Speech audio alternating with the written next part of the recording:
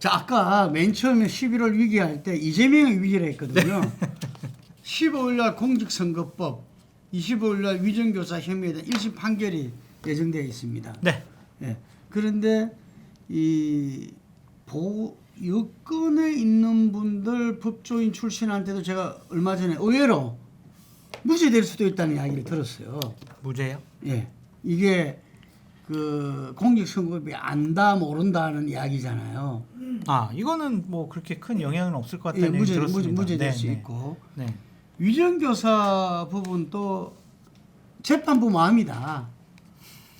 이거를 그래서 이 종합적으로 생각한다면은 대선 1위 후보를 네. 이 부분 때문에 그 실질적으로 이재명 대표가 공개한 녹취에 의하면은 사실대로 말하라고 몇 차례 이야기 나오고 있잖아요. 네. 근데 사람들은 사실대로 말하는 게 그게 뭐겠냐 이런 건데 근데 어쨌든 무죄 가능성도 있다는 이야기입니다. 그런 이야기 들어보셨어요? 그거는 저 친이 세력들의 패널들한테는 들었거든요. 아 내가 보수 여권의 근데 유력 보수 쪽에 정치인한테 있는 들었어요. 법조인 사람한테는 출신한테. 못 들었고요. 네. 첫 번째로 이제 선거법 같은 경우에는 저도 뭐 이게 당선 무효형까지 나올까 뭐 그런 생각이 들어서 별 문제는 이건 없을 것 같아요. 문제는 위증교사인데 이것과 관련해서 이 1심 주심 판사가 상당히 엄격한 판단을 내린 기록들이 쭉 있더라고요. 아, 그래요? 그래서 이 판사맘이라고 하셨잖아요. 예, 예. 이 판사는 100% 중한 형량을 내릴 것 같아요. 선고를 할 것 같아요.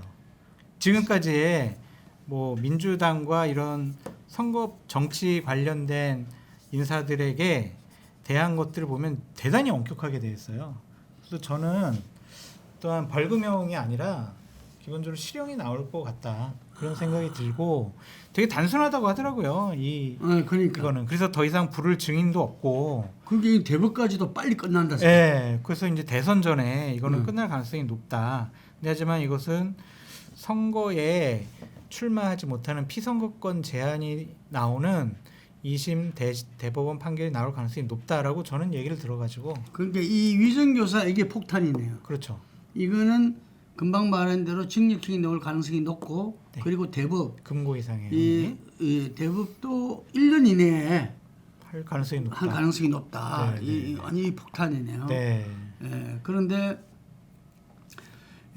제가 왜 이 재판부 판사 마음이라고 하는 거는 판사들만이 이렇게 자기들 기준이 있잖아요. 네. 뭐 전체적인 양형 기준이 있지만 그 사람의 판결을 했던 그 이렇게 이 스타일이랄까 그동안 쭉 해왔던 그게 있으니까 그래서 제가 민주당 사람한테 물어봤어요. 그 재판부가 어떤 사람이냐 이러니까 명쾌한 답을 이야기 안 하더라고. 그러니까 약간 이렇게 쉽지 않은 사람이다 이런 이야기 그 같아요. 재판부 기피 신청까지 했어요. 민주당에서. 근데 법원에서 택도 없는 소리 하지 마 이랬거든요.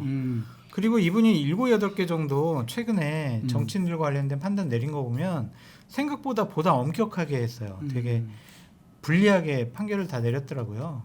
자 그러면은 지금 우리가 이제 보통 예측할 때는 1심에서 뭐 공직선거법이든 그 위정교사든 예를 들면은 그 조금 중한형이 나오더라도 오히려 결집은 더 강화될 거다 이랬는데 2심에서 이게 끝나고 나서 1년 이내에 3심까지도 끝낼 수 있다 이래 되면은 말은 안 하더라도 이 전국은 그리고 정치권은 약간 이 요동칠 수밖에 없겠는데요. 그렇게 봐야 되겠죠. 왜냐하면 11월 달에 위증교사 관련해서 이제 1심이 나오면 별로 쟁점이 없기 때문에 내년도 25년도에는 2심이 나올 거란 말이에요. 네. 그러면 질질 끌어도 26년 이때는 대선 전에는 이거는 1심 이건 대법 판결까지 다 나온다고 봐야 되잖아요. 그렇죠. 앞으로 2년이 넘게 남았으니까. 더 이상 심리할 것도 없다는데. 없어요. 증거도 없고. 그러니까 저는 이 부분 되게 어렵고 또 백현동과 대장동 건도 이제 곧 시작되겠죠. 시작되니까 이재명 대표가 민주당의 대선 후보가 되는 게 먼저 바람직하냐. 예를 들면은 내년도에 2심 판결이 나왔어. 그때도 이제 피선거권 제한이 되는 형량이 나왔단 말이에요.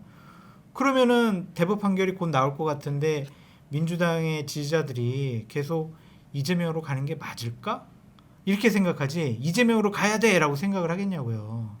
대선 출마 자체가 불가능할 수도 있는데 그러니까 민주당에 다른 또 좋은 분들도 있잖아요. 그러니까 이제 그때가 기점이 되겠네요. 그렇죠. 2심이 나왔을 때 2심이 그 중요해요. 기점이 되고 저는 이 집권 플랜 본부를 가동했을 때 아 이거 좀 초조함 아니냐 그렇죠. 이렇게 생각을 했거든요. 네. 이게. 그런데 어쨌든 지금은 뭐 누가 보더라도 탄탄한 이재명의 그 당 대표 이 그런 체제인데 집권 플랜 본부를 이 가동했다는 것은 그만큼 더 확실하게 장악하겠다, 잡겠다.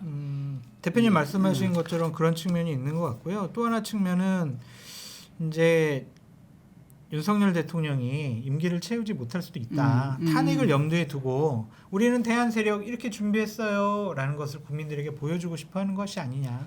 두 가지 측면이 있는 것 같아요. 하여튼간에 뭐 그거는 희망사항이고 네. 제가 생각할 때 희망사항이고 탄핵은 윤석열 대통령한테 달려 있는 것 같아요. 이게 정말 정면 돌파로 가면은 우리 이수진 장군이 이야기한 대로 이렇게 이 사적생 죽으려고 하면 살고 그 길밖에 없는 것 같아. 이게 얼선푸르게 살려고 하는 길을 이렇게 돌아가다가는 길을 잃고 완전히 꼬꾸라질 것 같고 금방 이야기한 대로 임기 반환점에서 한번 특검을 수용하는 여야 합의로 그 정도 나와야 되지 그 않겠습니까? 정도가 자기한테 유일한 활로인 것 같아. 활로. 맞아요. 이게 죽는 길이 아니라 활로. 그러니까 대표님 더 잘 아시겠지만 묘수나 획기적인 방안은 과연 저런 거를 받아들일까? 저런 조치까지 할 수 있을까? 네. 그거를 먼저 본인 입으로 꺼내놔야 그게 네. 묘수가 되는 거잖아요. 네. 그러니까 우리는 지금 에이 지금 특검 재의결 뭐 거부권 계속 행사했는데 특검은 절대로 안 받겠지 반대하겠지. 그런데 갑자기 특검 받겠습니다. 이러면 이제 국민들이 오?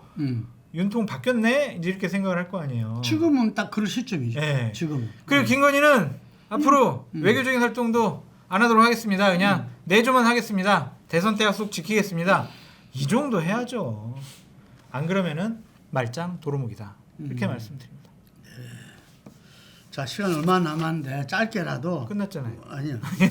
짧게라도 우리가 트럼프 보통 몰라야죠. 이거 네, 어떻게 알아요? 그게 지금 해리스하고 해리스가 유력하다 하다가 다시 트럼프 하다가 지금은 또 홉니다. 이런 거거든요. 모르겠어요. 희망을 담아서 한번 이야기해봐요. 해리스가 됐으면 좋겠어요. 왜냐하면 트럼프는 우리나라에 대해서 상당히 좀 우리가 원치 않는 발언들을 상당히 많이 하더라고요. 어쨌든 경제 문제라든지 국방과 안보 문제에 있어서도 우리의 책임을 더 강조하는 얘기를 많이 하고 있잖아요. 그보다는 조금 말이 통하고 유연한 자세를 갖고 있고 지금껏 미국 민주당의 정책 노선을 유지하고 있는 해리스가 되는 게 낫지 않을까 좀 그런 생각이 들고요. 트럼프는 너무 위험하잖아요. 김정은 내 친구, 푸틴도 내 친구.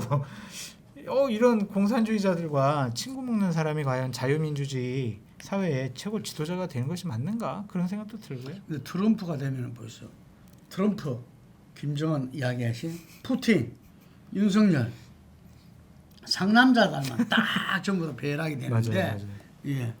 근데 이 일각의 이제 남북 관계의 변화를 바라는 사람들은 지금 완전히 끝까지 가 있잖아 남북 관계가. 언제 뭐 국지전이 나도 이상하지 않을 정도의 분위기인데 여기에서 이 또다시 어떤 간에 뭐 통미봉남이 됐더라도 어쨌든 미국과 북미 관계의 좀 개선 변화 이런 부분들이 남북 관계의 좀 변화도 초래할 수 있는 것 같고 그랬을 때는 윤석열 대통령도 뭔가 이 남북이나 외교 정책의 변화도 수반될 것 아니냐는 기대감도 가지고 있는 분들이 있더라고.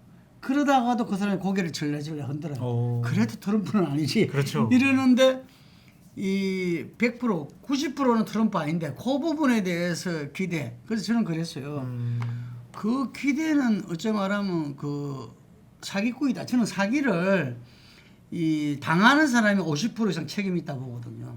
왜냐하면 자기가 안 되는데 해서는 안 되는데 그걸 자기 욕심에서 받아들이는 거거든요. 그 나는 욕심이라고 봐요. 트럼프에 의해서 우리 남북 관계와 이 통일 문제가 획기적인 전환 변화를 기대한다는 것은 그렇죠. 이 사기를 당하는 사람이 욕심에 의해서 당하듯이 마찬가지다. 지난번을 생각해야 돼요. 맞습니다. 지난번을 하노이 노쇼에서 네. 그 이후에 어찌 됐는가. 그러니까요. 예, 오히려 저는 이 해리스가 됐을 때 전략적 인내로서 민주당은 아무것도 안 했다는 거잖아요. 이제 맞아요. 막 그게 누가 됐든지 간에 우리가 우리 문제는 우리가 푼다는 관계 그런 속에서 하나하나 해나가야 되지 않겠나. 무슨 중국 말이에요? 문제를 포함하고 지금 러시아 문제도 지금 우크라이나에서 복잡한데 그런 부분들을 저는 이번에 임기 반환점에 윤석열 대통령이 뭔가 획기적인 전환을 하면서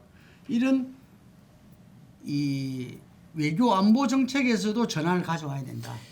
예. 저도 이제 마지막으로 말씀드리면 김태호 안보실 1차장 잘라버렸으면 좋겠어요. 이 사람이 대한민국을 대단히 위험한 나라로 만들었다고 저는 생각이 들거든요.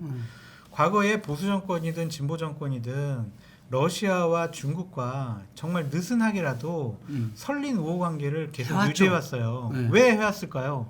북한 편을 일방적으로 들지 않도록 하려고 최소한 우리 쪽 입장도 40% 정도는 들어주는 그런 관계로 만들었는데 완전히 미국과 일본의 일방적인 외교 정책을 하다 보니까 지금 러시아 푸틴이랑 시진핑 외교 관계 거의 완전 단절돼 버렸잖아요. 그러니까 이렇게 외교 관계를 이끌도록 만든 원흉이 저는 김태우라고 생각해서 대표님 말씀하신 것처럼 기자회견을 하게 되면 자 김건희 잠적 그리고 특검 받아들이고 김태우 잘라버리겠습니다. 이 정도 세 가지는 얘기하셔야 되지 않을까 그런 생각이 듭니다. 그렇죠. 그 대통령은 인사로서 맞습니다. 인사가 만살했잖아요. 인사로서 국민들한테 화답해야 됩니다. 그래서 맞습니다. 인사 쇄신도 꼭 같이 가길 바랍니다. 맞습니다. 여기까지 하겠습니다. 감사합니다. 감사합니다.